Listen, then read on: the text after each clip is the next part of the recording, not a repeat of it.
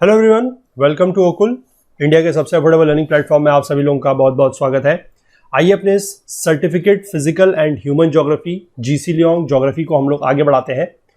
और इस कोर्स के हम लोग इस बुक के चैप्टर सेकंड में हम लोग बात कर रहे हैं।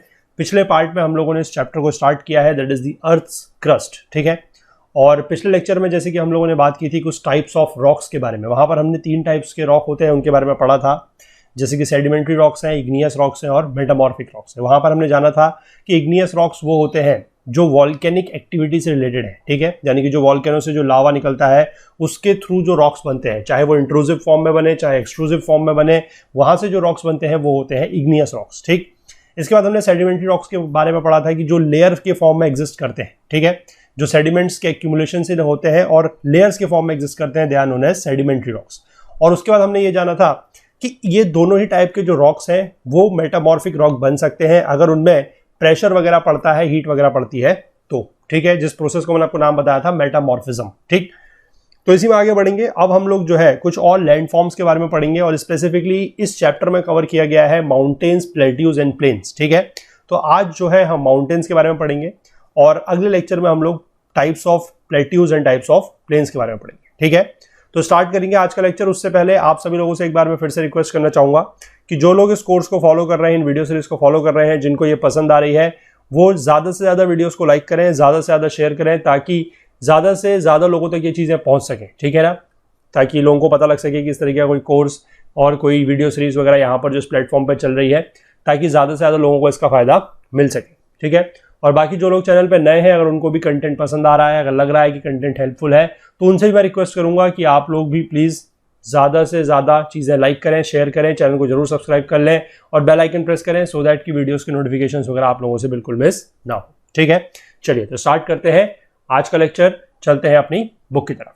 देखिए, पहले जो हमने रॉक्स टाइप्स पढ़े हैं, यानी कि जो हमने 3 टाइप के रॉक पढ़े हैं, सेडिमेंट्री, इग्नियस, मेटामॉर्फिक, उनका हम थोड़ा सा लैंडस्केप पर क्या इन्फ्लुएंस है, क्या प्रभाव है, ये जान लेते हैं। ठीक है, एक पैराग्राफ में छोटा सा ये चीज़ दी गई है, उसके बाद फिर हम लैंडफॉर्म्स के बारे में बात करेंगे। ठीक है, देखिए, the appearance and characteristic features of landforms are greatly influenced by the underlying rock type. ठीक है, यानी कि जो भी लैंडफॉर्म है, यानी कि किसी भी तरीके का कोई लैंडफॉर्म है, चाहे उसका अपीयरेंस है या उसका जो कैरेक्टरिस्टिक फीचर है, वो किस बात पर निर्भर करता है, वो इस बात पर निर्भर करता है या डिपेंड करता है कि उसके नीचे किस तरीके के रॉक लाइक करते हैं। ठीक है, अंडरलाइंग रॉक्स, यानी कि उसके सरफेस के नीचे किस तरीके के रॉक्स हैं। Softer rocks like clay and shale are worn down much faster than harder rocks like granite. ठीक है, अगर मान लीजिए कहीं पर सॉफ्ट रॉक्स हैं, ठीक है, जैसे कि क्ले रॉक्स हैं या शेल के रॉक्स हैं, तो वो वॉर्न डाउन जो है, वॉर्न आउट जल्दी हो जाएंगे। ठीक है, यानी कि उनका आप कह सकते हैं कि डिन्यूडेशन या डिग्रेडेशन जो है वो जल्दी हो जाएगा। और जो हार्डर रॉक्स हैं जैसे कि ग्रेनाइट वगैरह, they are worn down less easily. ठीक है, वो थोड़ा सा टाइम के बाद उसमें जो है वो डिन्यूडेशन होगा। Within West Malaysia, the resistant granites form the high ground of the main range and the eastern range, where several peaks rise to over 2000 feet.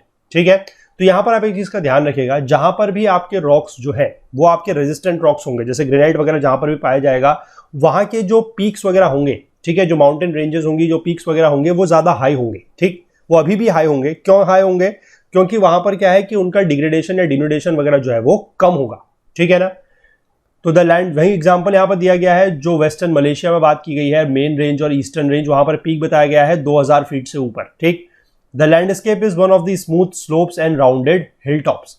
The highest peak is in West Malaysia is that Gunung Tahan 7186 feet is composed of even more resistant quartzite. देखिए, आप समझ सकते हैं कि ये जो थे granite से बने हुए हैं तो 2000 फीट इनकी ऊंचाई है। जो और ज्यादा रेजिस्टेंट रॉक से बने हैं क्वार्टजाइट से, उनकी हाइट और ज्यादा है, यानी कि जितने ज्यादा रेजिस्टेंट मटेरियल के रॉक्स होंगे वो उतने ज्यादा उनकी हाइट ज्यादा होगी। ठीक है, ऐसा क्यों होगा? क्योंकि उनमें जो डिन्यूडेशन वगैरह है वो कम होगा। ठीक, इसके बाद अगर हम बात करें shales, schist, sandstones being less resistant, ये रेजिस्टेंट कम है, तो इनसे क्या होगा कि they form much lower and rounded hills. तो इनके जो हिल्स है वो कैसे होंगे? छोटे होंगे। ठीक, recent river sediments form flat plains, और बाकी जो रिवर से जो सेडिमेंट्स वगैरह आ रहे हैं वो क्या बनाएंगे? Flat plains. ठीक, the limestones resistant because of their permeability form prominent steep sided hills such as those near Ipoh and Perlis. ठीक है, ईपो और पेरलिस जो है वो भी आपके मलेशिया में ही जगह है। तो वहां पर ये लिखा गया है कि जो लाइमस्टोन से बने हुए हिल्स हैं, ठीक है, वो क्या है, वो अपने परमेबिलिटी की वजह से क्या है, रेजिस्टेंट है, they are resistant because of their permeability. और वो क्या बनाते हैं, स्टीप साइडेड हिल्स, यानी कि जो उनकी हिल्स की जो साइड है वो खड़ी चट्टाने हैं, ठीक है, स्टीप साइडेड है, ठीक है। और कहां पर पाए जाते हैं, near Ipoh and Perlis in Malaysia only, ठीक है। ध्यान रखिएगा ये जो दोनों जगह दी गई हैं, Ipoh and Perlis, they are in Malaysia only, ठीक है। चलिए इसके बाद earth movements and the major landforms के बारे में बात कर लेते हैं। The face of the earth is constantly being reshaped by the agents of denudation. और कौन कौन से वो एजेंट्स हैं, रनिंग वाटर है आपका, रेन है यानी कि बारिश है, frost, sun, wind, glaciers and waves, so that our present landforms are very varied and diverse. तो जो हमारे आज के प्रेजेंट लैंडफॉर्म्स हैं वो काफी ज्यादा क्या है, वेरिड है और डाइवर्स है। But these agents only modify the pattern of mountains, plateaus and plains which have been modeled by movements of the earth's crust, ठीक है। सबसे पहले तो मैं आपका ध्यान एक वर्ड की तरफ दिलाना चाहूंगा, that is this, ठीक है। यहां पर आप देखेंगे कि लास्ट में x लिखा हुआ है, s नहीं है, but it is again a plural form of plateau only, ठीक है। जो प्लेट्यू वर्ड है उसका जो प्लूरल है उसमें आप x भी लिख सकते हैं, s भी लिख सकते हैं, सेम चीज है, ठीक। तो यहां पर क्या लिखा गया है कि जो डिनोटेशन एजेंट्स हैं ये क्या करते हैं, they only modify the pattern of the mountains, plateaus and plains. ये माउंटेन्स है, चाहे प्लेट्यूज है, चाहे प्लेन्स है, इनका क्या करते हैं, पैटर्न को ये चेंज करते हैं, मॉडिफाई करते हैं, ठीक है।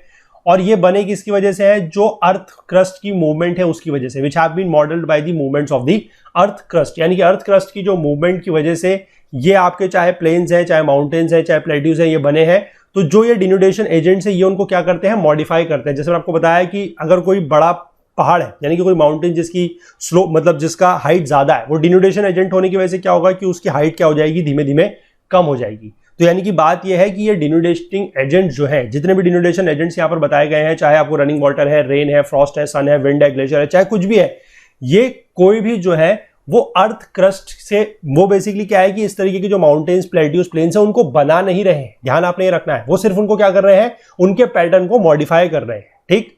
ये बात यहां पर आपको ध्यान रखनी है, ठीक। चलिए इसके बाद आगे देखिए, since the dawn of the geological time, यानी कि जब से जियोलॉजिकल टाइम स्टार्ट हुआ है, no less than 9 orogenic or mountain building movements have taken place, folding and fracturing the earth's crust, ठीक।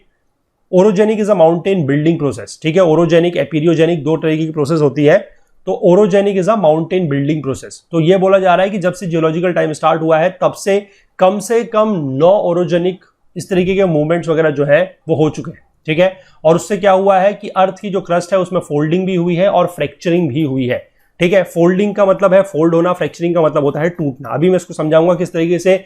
इसी में हम तरीके के दो तरीके के माउंटेन्स देखेंगे, fold mountains and the fractured mountains, या फिर फॉल्ट माउंटेन जिनको बोला जाता है, ठीक है। वो भी आगे देखते हैं हम। तो some of them occurred in the Precambrian time between 600 to 3500 million years ago, ठीक। The 3 more recent orogenies are the Caledonian, the Hercynian and the Alpine, ठीक। तो ये तो सबसे पहले की बताई गई है, प्री कैम्ब्रियन टाइम की। उसके बाद की जो 3 अभी रिसेंट बताई गई हैं, that is Caledonian, Hercynian and Alpine। The Caledonian जो है वो भी मतलब आज से तो खैर काफी पहले थी, about 320 million years ago, raised the mountains of Scandinavia and the Scotland and is represented in North America, ठीक है। जो स्कैंडिनेविया का रीजन है, स्कॉटलैंड का रीजन है, वहां के माउंटेन्स जो बने हैं वो Caledonian पीरियड के हैं, ठीक। These ancient mountains have been worn down and no longer exhibit the striking form that they must once have had, ठीक है। तो यही बात है कि इतने पुराने ये जो माउंटेन्स वगैरह थे उनमें क्या हुआ है कि जो डिन्यूडेशन एजेंट्स हैं उनकी वजह से उनकी जो हाइट है वो कम हो गई है, उनका जो वॉर्न डाउन हुआ है, जो वॉर्न आउट वगैरह हुए हैं वो उसकी वजह से उनकी हाइट कम हो गई है। और जिस तरीके का स्ट्राइकिंग फॉर्म या फीचर ये पहले जमाने में दिखाया करते होंगे, जिस समय इनकी ये नए नए बने थे, आज से 320 मिलियन साल पहले की बात हो रही है, समझ सकते हैं कितनी पुरानी बात है, ठीक है।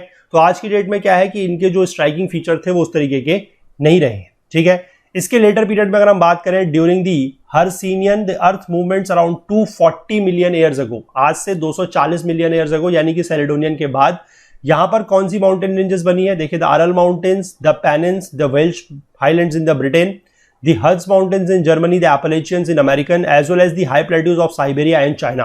So these mountains have also been reduced in size by the various sculpturing forces. Sculpturing forces का मतलब वही है the denudation agents. तो वही बात है कि जैसे जैसे माउंटेन्स, मतलब आप समझ सकते हैं, यहां से आप एक चीज को समझिएगा कि जो माउंटेन्स है वो एक बार अगर बन गए तो ऐसा नहीं है कि वो हमेशा के लिए हो गए, ठीक है ना। मतलब वो हमारे, अगर हम अपने टाइम रिस्पेक्ट में बात करें, क्योंकि देखिए एक ह्यूमन बीइंग कितना जी सकता है, मतलब एक नॉर्मल लाइफ कितनी है, 70 साल, 80 साल, 90 साल, 100 साल, ज्यादा से ज्यादा 120 साल, ठीक है। लेकिन यहां पर बात हो रही है मिलियंस ऑफ ईयर्स में। तो अगर हम अपने रिस्पेक्ट में बात करें तो हमें लगेगा कि ये पहाड़ आज भी यही है, ये जब हम बचपन में थे तब भी ऐसा ही था, आज भी ऐसा ही है, तो वो हमारे रिस्पेक्ट में उसका फर्क नहीं पड़ेगा। लेकिन मिलियंस ऑफ ईयर्स की अगर हम बात करें, अगर हम जियोलॉजिकल टाइम को लेकर चले, तो ऐसा है कि ये मिलियंस ऑफ ईयर्स में चीजें जो है वो बनती बिगड़ती रहती है। मतलब जो पहले बने हैं वो धीमे धीमे वॉर्न डाउन हुए, फिर उसके बाद उनकी हाइट वगैरह कम हुई, फिर उसके बाद कुछ और मूवमेंट्स हुए, कुछ और ओरोजेनिक मूवमेंट्स हुए, यानी कि अर्थ जो माउंटेन बिल्डिंग मूवमेंट्स है वो हुए, उससे फिर कुछ और माउंटेन्स बने हैं। तो धीमे धीमे उनका जो अपने आप में उनकी जो लाइफ है, या आप कह सकते हैं उनकी जो पूरी साइकिल चल रही है, उसमें चेंज आ रहा है, ठीक है। माउंटेन्स एक बार बन गए तो उनकी हाइट वगैरह जो है हमेशा के लिए सेम नहीं रहेगी, ये आपको बहुत अच्छे से समझना है, ठीक है। यहां पर अब क्या लिखा गया है कि we are now living in an era very close to the last of the major orogenic movements of the earth, जो अल्पाइन मूवमेंट है, जो अल्पाइन एरा है उसके अराउंड, ठीक है। लेकिन वो भी 30 मिलियन साल पहले स्टार्ट हुआ है। तो young fold mountain ranges were buckled up and overthrust on a gigantic scale. तो being the most recently formed of these ranges such as the Alps, the Himalayas, the Andes and the Rockies. तो आप ये देख सकते हैं कि ये जितने भी हैं इनमें से हमारे देश का भी एक है नाम, ठीक है, दैट इज द हिमालयाज। इसीलिए बोला जाता है कि Himalayas are young fold mountains. Himalaya जो है वो यंग फोल्ड माउंटेन्स है। हालांकि 30 मिलियन साल पहले जो अल्पाइन पीरियड हुआ था उस समय का ये बना हुआ है, लेकिन फिर भी ये यंग फोल्ड है क्योंकि ये रिसेंट है, द मोस्ट रिसेंट यही है। इसके बाद अभी ऐसी कोई ओरोजेनिक मूवमेंट वो है नहीं हुई है, ठीक है। These are the loftiest and the most imposing, their peaks are sometimes several miles high. इनके जो पीक्स वगैरह हैं वो हम देखते हैं काफी ऊंचे ऊंचे हैं। But the time will come when these Lofty ranges will be lowered like those that existed before them.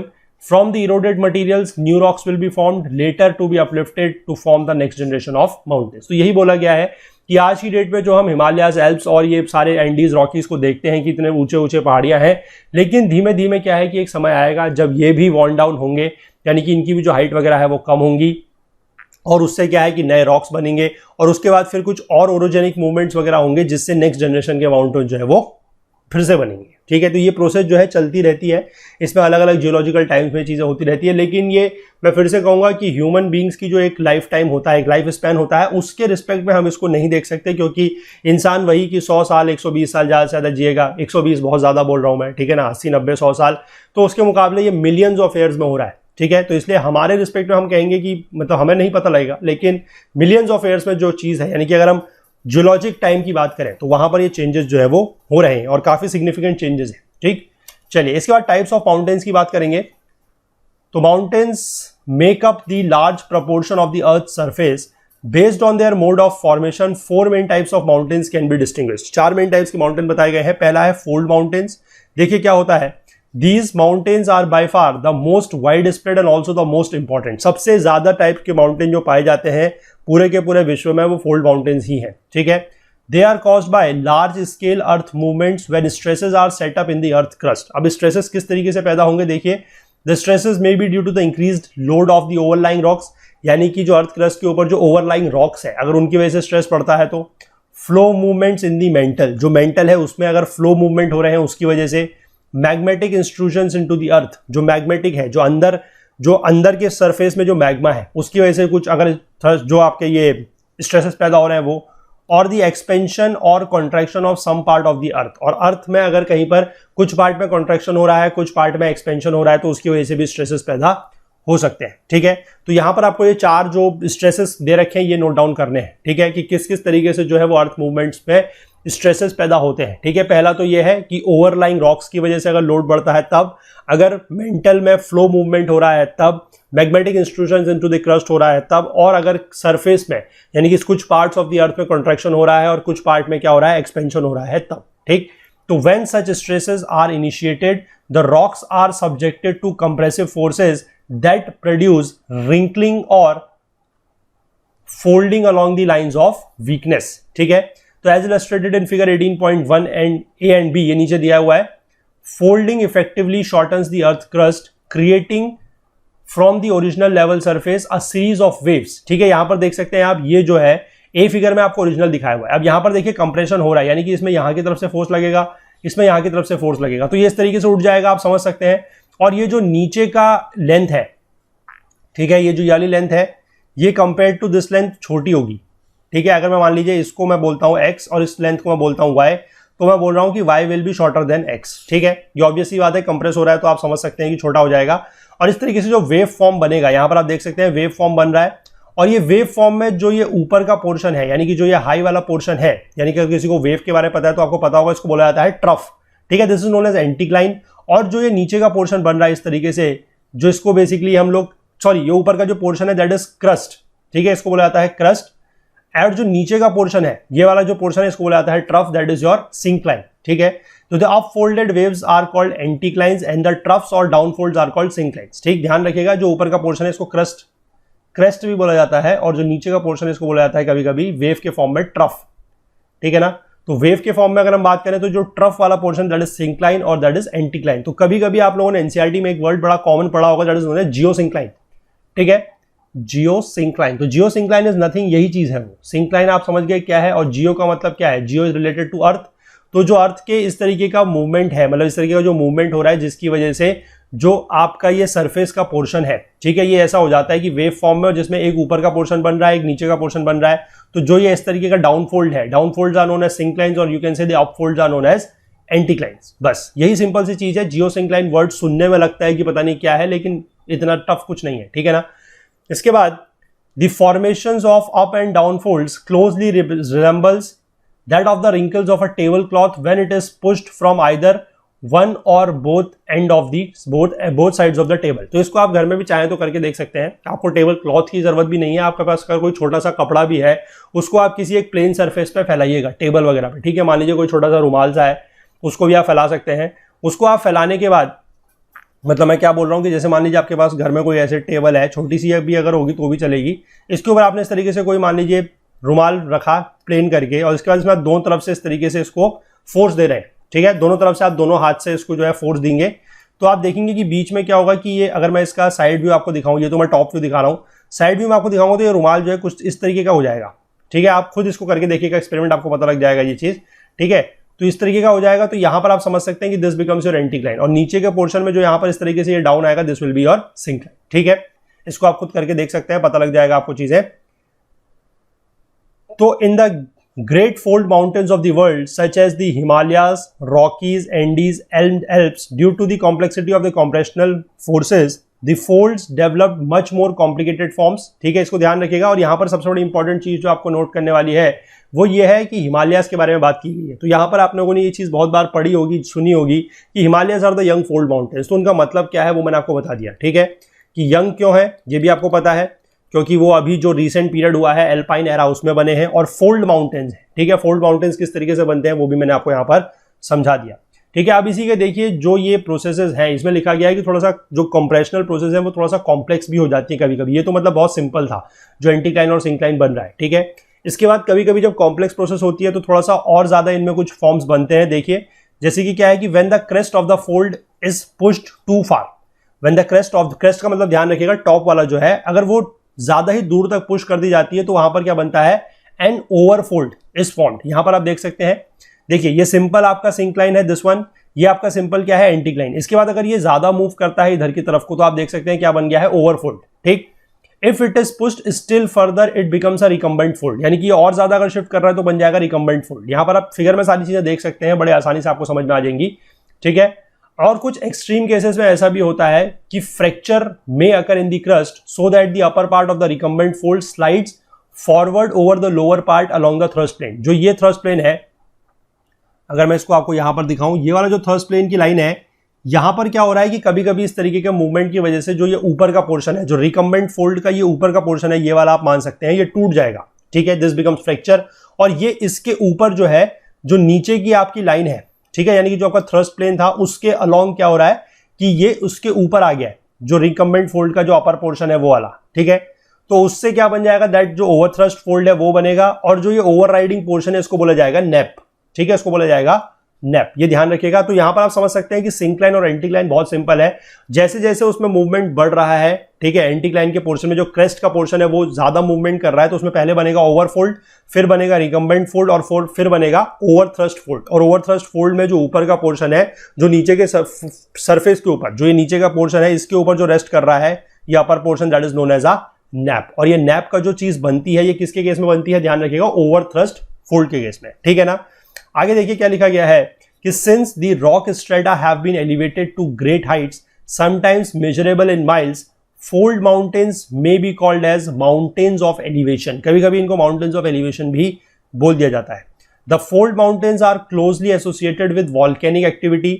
They contain many active volcanoes, especially in the circum-Pacific fold mountain system। कभी कभी ऐसा भी होता है कि वहां पर वॉल्केनिक एक्टिविटीज भी होती है इस तरीके के माउंटेन्स में। स्पेसिफिकली बात की जा रही है सरकम पैसिफिक। सरकम पैसिफिक मतलब जो पैसिफिक हमारा ओशन है, ठीक है, उसके चारों तरफ के जितने भी माउंटेन्स है वहां पर आपको पता भी होगा, उसीलिए उसको रीजन को जो है वो पैसिफिक रिंग ऑफ फायर भी बोला जाता है। ठीक है, पैसिफिक रिंग ऑफ फायर वो इसी का रीजन है कि वहां पर जो है वॉल्केनिक एक्टिविटीज काफी ज्यादा होती है। ठीक, they also contain rich mineral resources जैसे कि tin, copper, gold and petroleum. ये भी जो है इन तरीके के माउंटेन्स में पाया जाता है। ठीक है, चलिए इसके बाद जो दूसरा टाइप का माउंटेन है वो देखते हैं, that is your block mountain.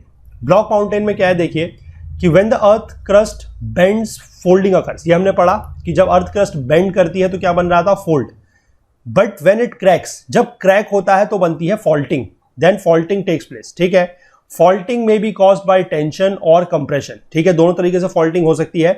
तो forces which lengthen or shorten the earth crust causing a section of it to subside or to rise above the surrounding level. ठीक है, यानी कि टेंशन अगर होगा तो क्या होगा, टेंशन का मतलब है किसी भी चीज को हम खींच रहे हैं। सपोज करिए ये कोई चीज है, इसको हम इधर को खींच रहे हैं, एक तरफ से इधर को खींच रहे हैं, तो दिस इज टेंशन। तो टेंशन होने की वजह से क्या होगा कि ये जो ओरिजिनल पीस था इसकी लेंथ बढ़ जाएगी। ठीक, सिमिलरली अगर हम लोगों ने बात करी, ये कोई ओरिजिनल पीस है, इसको अगर हम इधर से और इधर की तरफ से अगर दबा रहे हैं तो दिस इज कंप्रेशन, और कंप्रेशन की वजह से क्या है कि इसकी लेंथ क्या हो जाएगी, छोटी हो जाएगी। ठीक है, अगर हम किसी चीज को खींच रहे हैं तो टेंशन की वजह से क्या है कि जो बीच का पोर्शन है ये सबसाइड कर सकता है, दिस में गो डाउन। ठीक है, और कंप्रेशन की वजह से जैसे मैंने आपको बताया था फोल्डिंग के केस में दिस पोर्शन में राइज। ठीक है, यही चीज यहां पर पूरी की पूरी लिखी गई। ठीक, तो इसकी वजह से क्या है कि अगर हमारे जो होस्ट और ब्लॉक माउंटेन्स बनते हैं या फिर ग्रैबन और रिफ्ट वैलीज बनती हैं। ठीक है, ये चीज हम समझेंगे कि जो हमारे ग्रैबन और रिफ्ट वैली और ये जो होस्ट एंड ब्लॉक माउंटेन्स है किस तरीके से बनते हैं। यहां पर पहले आप ऊपर जाके देख सकते हैं, एक फिगर में आपको 3 टाइप के फॉल्ट समझाए गए हैं, that is your normal fault, reverse fault and transcurrent fault. ठीक है, देखिए टेंशन की वजह से जो बन रहा है उसको ध्यान रखिएगा, that is a normal fault. जो कंप्रेशन की वजह से बन रहा है, फॉल्ट का मतलब ध्यान रखना है कि टूटना है, फ्रैक्चर है। ठीक है, जो आपका इसकी वजह से बन रहा है, दिस इज योर, जो कंप्रेशन की वजह से बन रहा है, this is your reverse fault. ठीक है, और यहां पर आप देख सकते हैं कि along the line of force जहां पर क्रैक हो रहा है, ये आपका along the line of force है। ठीक है, this is known as your transcurrent fault. ठीक है, ट्रांस करंट फॉल्ट। ठीक, चलिए यहां पर मैं आपसे एक सवाल पूछता हूं, जिसने अगर ये चीज पढ़ी है, जिसको पहले से पता है, तो ट्रांसकरेंट फॉल्ट का एक नाम और होता है, वो नाम आप मुझे बताइएगा क्या होता है। ठीक है, ट्रांसकरेंट फॉल्ट मैंने आपको बता दिया कि जिस डायरेक्शन में फोर्स लग रहा है उसी डायरेक्शन में जो आपका ब्रेकेज हो रहा है या जो क्रैक आ रहा है, फ्रैक्चर आ रहा है, that is known as transcurrent fault. ठीक, यानी कि जो लाइन ऑफ फ्रैक्चर है वो और जो डायरेक्शन ऑफ अप्लाइड फोर्स है वो सेम है, that is known as transcurrent fault. यहां पर आप देख सकते हैं कि रिवर्स फॉल्ट और जो नॉर्मल फॉल्ट है उसमें अलग अलग है। यहां पर आप देख सकते हैं कि जो लाइन ऑफ फोर्स का एक्शन है, ठीक है, यहां पर आप देखेंगे कि जो लाइन ऑफ फोर्स है वो ये है। ठीक, यानी कि इसमें क्या हो रहा है कि इस तरफ को ऐसे लग रहा है, इस तरफ को ऐसे लग रहा है, और जो फॉल्ट है वो ये है, दिस इज योर फॉल्ट, यानी कि ये परपेंडिकुलर है।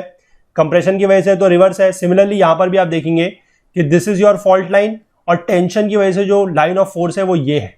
ठीक है, तो यहां पर भी ये परपेंडिकुलर है, लेकिन ये किस तरीके का है, टेंशन की वजह से है तो this is your normal, compression की वजह से है तो दिस इज योर रिवर्स, और दोनों का अगर डायरेक्शन सेम है, क्योंकि ये फॉल्ट है और ये आपका लाइन ऑफ एक्शन है, तो दोनों का डायरेक्शन आप देख सकते हैं सेम है, that is known as transcurrent fault. तो ट्रांसकरेंट फॉल्ट का एक नाम मैं आप लोगों से और पूछ रहा हूं, मुझे नीचे कमेंट सेक्शन में बताइएगा जिसको पता है तो। ठीक है, चलिए फिलहाल यहां पर क्या लिखा गया हम और देखते हैं। यहां पर नीचे 2 फिगर समझाई गई हैं और उनमें बहुत अच्छे से ये चीज समझाई गई है कि जो ब्लॉक माउंटेन्स में हमारे जो ब्लॉक्स और ब्लॉक माउंटेन्स या हर्स्ट बनते हैं या ग्रैबन और रिफ्ट वैलीज बनती हैं वो किस तरीके से बनती है। ठीक है, देखिए फिगर 21.21a जो है उसमें अर्थ मूवमेंट्स बताया गया है, they generate the tensional forces that tend to pull the crust apart and faults are developed. यानी कि किस तरीके का फॉल्ट है ये, पहली बात तो समझ के चलना है आपको, these are your normal faults. ठीक, क्यों, क्योंकि ये टेंशन की वजह से बन रहा है। ठीक है, और टेंशन की वजह से बन रहा है तो मैंने आपको बताया कि ओरिजिनली क्या होगा कि जो लेंथ है वो बढ़ेगी। ठीक है ना, तो if the blocks enclosed by the faults remains as it is और राइजेस। ठीक, यानी कि मान लीजिए ये आपके फॉल्ट्स हैं, यहां पर देखिए दोनों डायग्राम्स को आप साथ में देखिए, तो यहां पर क्या है कि ये आपकी फॉल्ट लाइन है। ठीक है, दिस, एक मिनट रुकिए, इसको थोड़ा इस कलर से बनाते हैं। देखिए सपोज कीजिए ये एक फॉल्ट लाइन है, ये एक फॉल्ट लाइन है और ये एक फॉल्ट लाइन है, ठीक। अब यहां पर क्या हो रहा है, ध्यान रखना है, टेंशन, यानी कि इस तरीके से इधर को मूवमेंट है, इस तरीके से इधर को मूवमेंट है, ठीक। तो यहां पर मान लीजिए अगर इनके बीच का जो पोर्शन है, यानी कि जो फॉल्ट्स के बीच का पोर्शन है, ठीक है, अगर वो वैसा ही रहता है या राइज कर जाता है, ठीक, and the land on either side subsides, या फिर उसके जो साइड की लैंड है, यानी कि जैसे मान लीजिए मैं बात कर रहा हूं एनक्लोज्ड, तो एनक्लोज्ड पोर्शन कौन सा हो गया, दिस इज योर एनक्लोज्ड, ठीक है, ई एन लिख देते हैं, दिस इज एनक्लोज्ड, और ये साइड वाला पोर्शन हो गया फॉल्ट के, ठीक है, ये और ये वाला।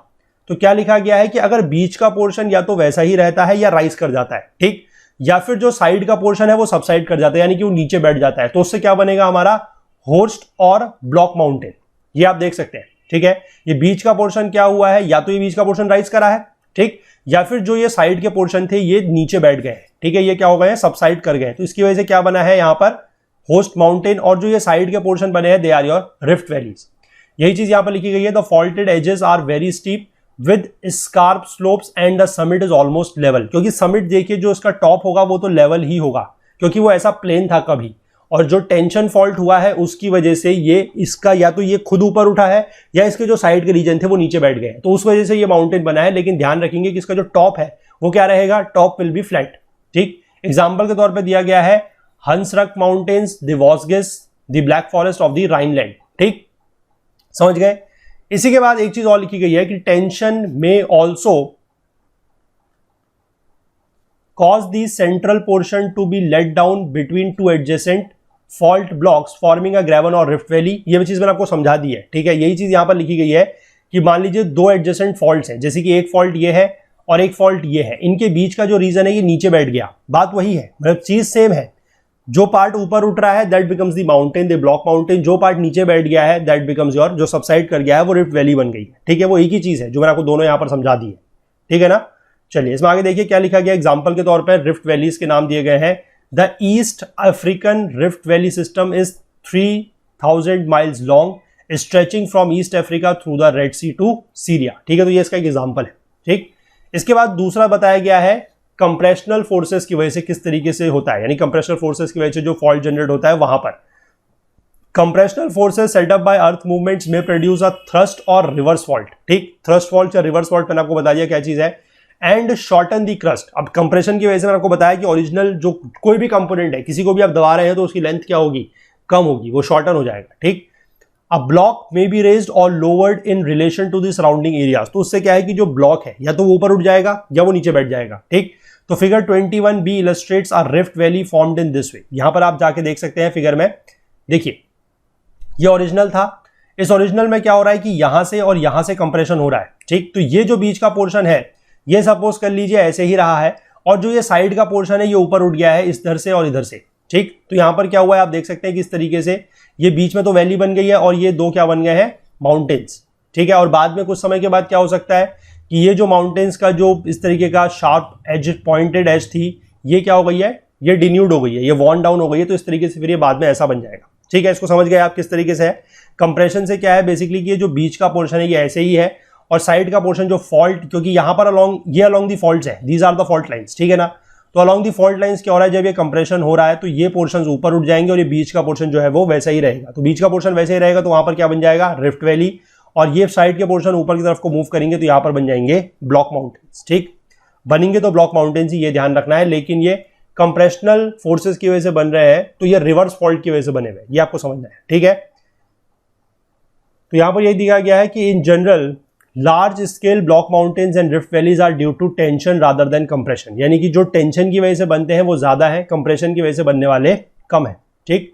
The faults may occur in series and be further complicated by tilting and other irregularities. Denudation through the ages modify faulted landforms. वही मैंने आपको बताया किस तरीके से वो worn down हो गए, जो उनका शार्प पोर्शन है, जो शार्प एज्ड पोर्शन है वो क्या हो जाएगा, वो टूट सकता है, वो worn down हो जाएगा, ठीक है। इसके बाद जो तीसरे टाइप के यहाँ पर माउंटेन्स दिए गए हैं that is your volcanic mountains. Volcanic mountains word से ही आपको पता है वोल्केनो से संबंधित है, ज्वालामुखी से। These are in fact volcanoes which are build up from materials ejected from the fissures in the earth crust. जो अर्थ क्रस्ट के अंदर जो फिशर्स होते हैं, यानी कि जहां पर से आपका वोल्केनो डेवलप हो रहा है, ठीक है, तो वहां से इनका जो मटेरियल निकलता है ये उससे बनते हैं।